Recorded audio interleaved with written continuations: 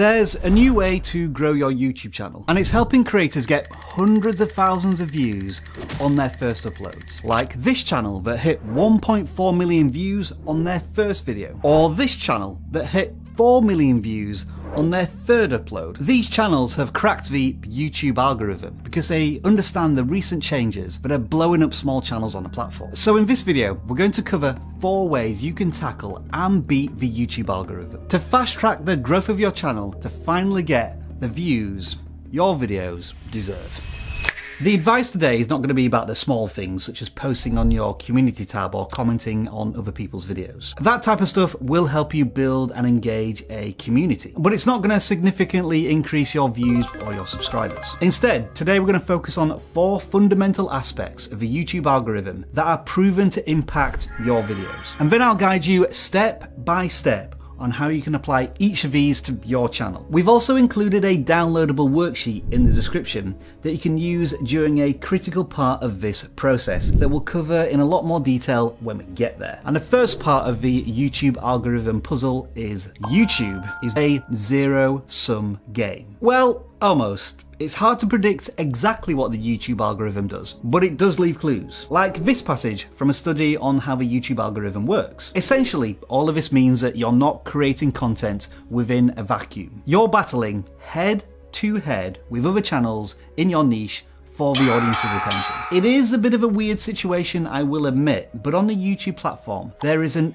infinite room for creators, but a finite supply of audiences to draw upon. And that may be difficult to accept, but it is the truth. And the creators that accept this fact are the ones that are winning. This is because the YouTube algorithm works on a ranking system. It uses a whole load of data such as click-through rate, watch time, likes, dislikes, comments, shares, and a whole bunch of other signals to determine viewer satisfaction. And that defines the video's value to the audience, which determines what the algorithm does. If your video ranks well against other videos, then the algorithm is going to favor your video. But I know what you're going to say next, and you might as well call this YouTube imposter syndrome. Competing against the big channels in your niche can feel really intimidating because you believe these big channels have got all of the unfair advantages that YouTube bestows on them. But I do have some good news. YouTube does not discriminate. Even if you're a small channel with less than 1,000 subscribers, you can compete with the biggest channels in your niche. For example,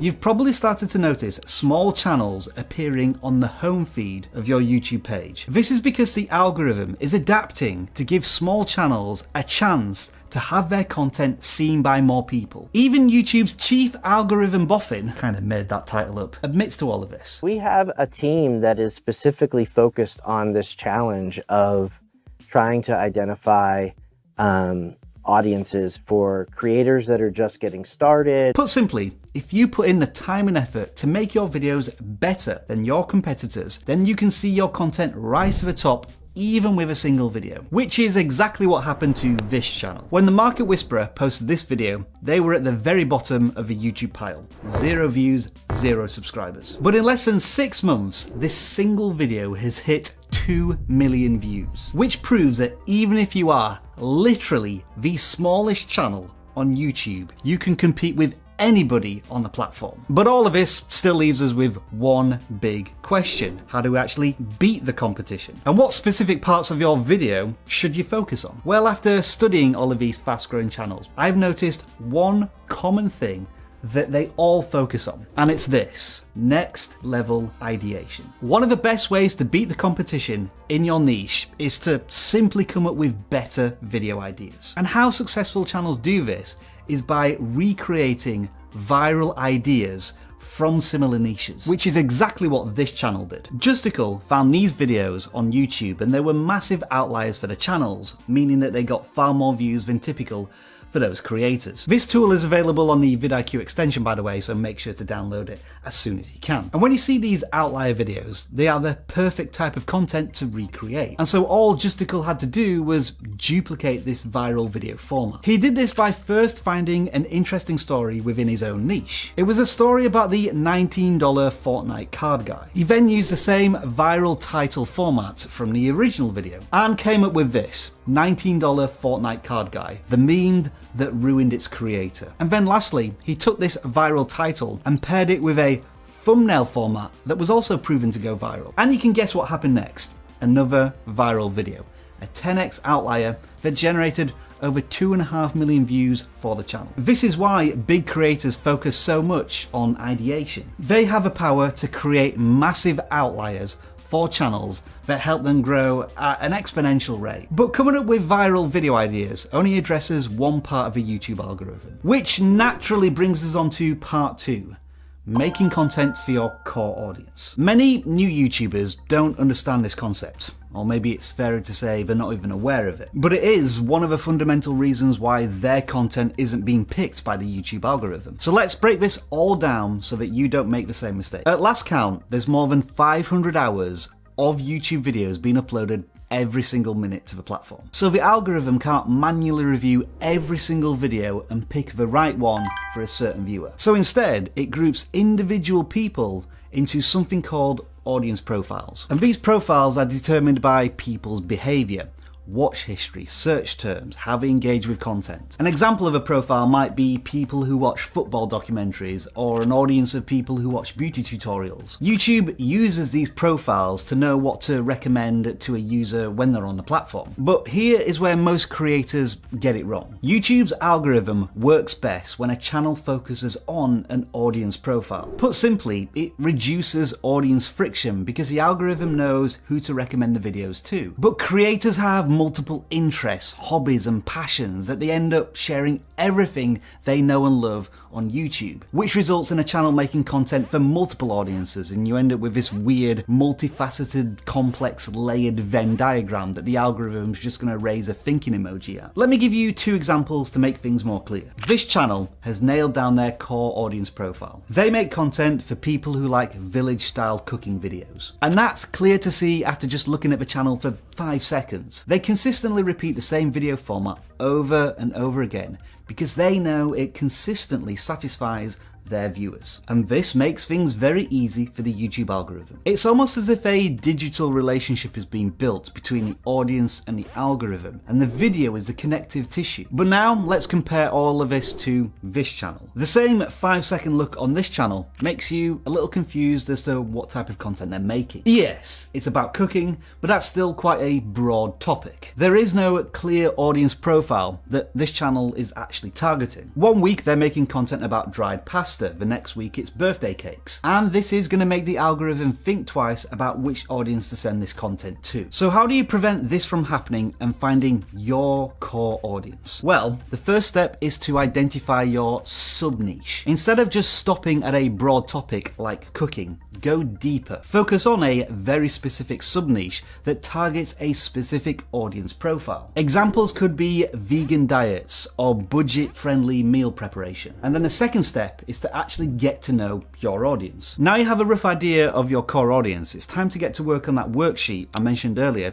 which is linked in the description below. This is going to be your audience profile Bible, and you need to answer the following questions. Who is your target audience, their typical age, gender, where they live in the world? And then, what pain points do they experience around the sub-niche that you cover? And let's take vegan desserts as an example. It could be things like trying to find the right ingredients in a regular supermarket, or the fact that vegan desserts tend to be typically more expensive, or they simply don't taste as nice as regular desserts. Next, you want to determine the outcomes that your core audience want from this sub-niche. This could be things like making fast and delicious vegan desserts, which at the same time aren't too expensive and actually help the audience lose weight. And then you want to broaden out the research a little bit by asking the audience profile, what other channels do they watch in this sub-niche? And, of course, what are the best performing videos on those channels? Now I assume this sub-niche should be something that you have a great interest, knowledge and passion for, so you shouldn't struggle to answer these questions, right? But if you do, you can use vidIQ's AI coach to help prompt some of those answers for you. And all of this is going to give you a much deeper understanding of who your core audience is. And ultimately, this is going to help you create videos your audience actually wants to watch, as well as making it incredibly easy for the YouTube algorithm to find the right audience audience profile. Every time you plan a new video, refer back to this audience profile Bible and ask yourself, does all of this align with my core audience profile? And will it provide value and resonate with my target viewers? Now, I do understand the tension between the creator and the audience. It is very tempting to create random videos that you're interested in to nourish your creative spirit. And by way of experimentation, and to allow yourself to be creatively free every once in a while, you can do that. But YouTube is designed in such a way that you, the creator, are answerable to your audience. Which means that typically, success, at least to begin with, lies in staying true to your niche. Once the YouTube algorithm is consistently finding the right viewers for your video, it leads naturally onto step 3.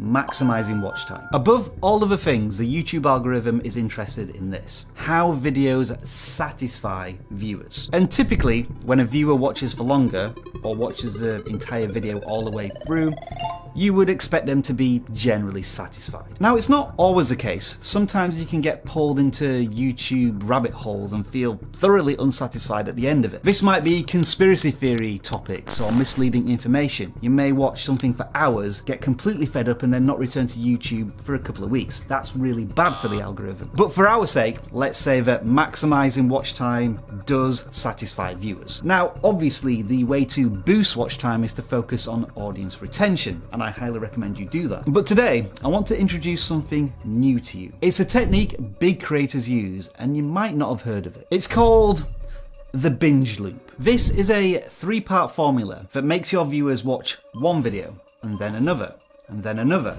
and then another on your channel. It only takes a few extra minutes during the script writing process, but should have a positive and noticeable impact on the overall watch time on your channel. One creator who's extremely effective at this is Ali Abdaal. In this example, he's using a simple 3-sentence formula to tie in the next video he wants you to watch as a viewer. Now, this is super interesting. It's the first time in my life where we've had a dip in profitability, a massive spike in costs, and I've made a video over there where I talk about like all of these failures in entrepreneurship, like all the ways that I failed this year to get to a point where we're actually less profitable this year than we were last year. So if you're interested, you can check out that video over there. It's smooth, almost unnoticeable, but extremely effective. So let's break this down into each part so that you can apply this to your own videos. The first part is the link. These are 1 or 2 sentences that create a natural and logical link between 2 videos. In this example, Ali's next video is about his failures in 2022. Now, this is super interesting. It's the first time in my life where we've had a dip in profitability, a massive spike in costs. So he links back to a failure moment in his current video to create a smooth transition. The second part is to tease the next video. Pick the most exciting part of the next video and tease it in 1 or 2 sentences. It creates a sense of intrigue and anticipation, encouraging the viewer to click. Ali does this by teasing the failures he's faced in his entrepreneurship. I've made a video over there where I talk about like all of these failures in entrepreneurship, like all the ways that I failed this year to get to a point where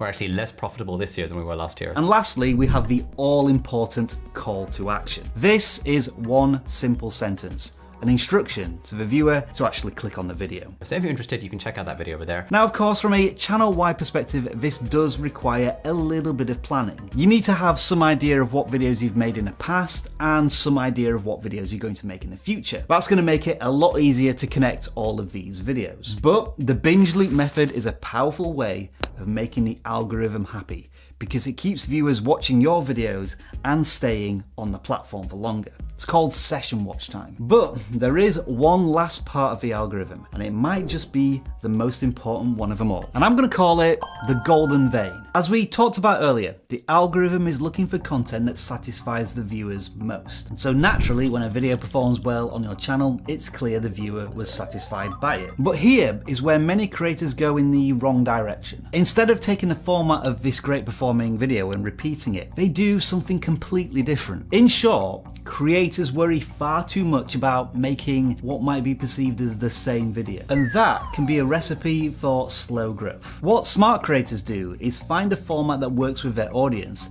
and then recreate that format over and over again. And this is why I call it the golden vein. They're constantly mining at something that's very valuable to their audience and profitable for the channel. There is a high likelihood that the biggest creators on YouTube that you admire have followed this exact technique on their channels. They likely experiment experimented with different types of video formats in the beginning, but when they found their viral moment, they went all in on that format. And a perfect example of this is Ryan Trahan. We need to go back 7 years to see what type of videos Ryan was creating then. And there was a certain randomness to them, a running video here, trying on thrift clothes over here. But then, in 2019, something interesting happened. He tested this style of video. Up until this point, Ryan's videos didn't follow a strict type of format. He would make videos about bad commercials and then a road trip with his girlfriend. But after he had this hit video, everything changed in that it kind of stayed the same. He stopped randomly making videos and went all in on this challenge style format. And the more he posted, the more they went viral. Ryan had found his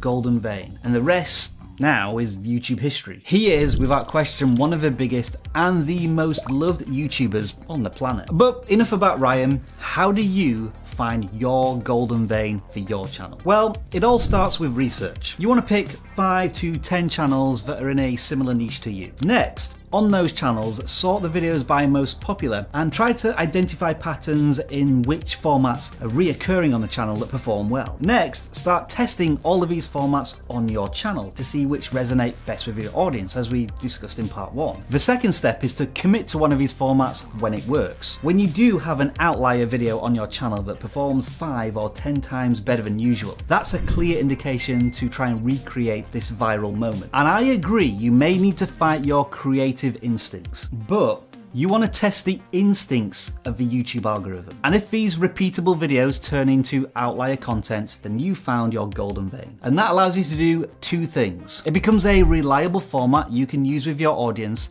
and you can also improve on the format. The creativity can come from the perfection of what you're making. And obviously, you don't stop at one golden vein. You repeat this whole process again to find new formats. You might call this your silver vein and your bronze vein. A simple ratio might be for every 2 videos you make on your tried and tested format, you make 1 experimental video. Again, do the research on your biggest creators and you'll likely find that they have more than 1 successful format. But like I said all the way back at the beginning, the YouTube algorithm isn't always easy to predict. You could try recreating these viral formats and still not have any luck. But what if I told you there was someone on the inside? Someone with a deeper and more intimate understanding of how your videos perform on YouTube. Yeah, you saw a glimpse of him in this video, but you'll discover a lot more from him over here.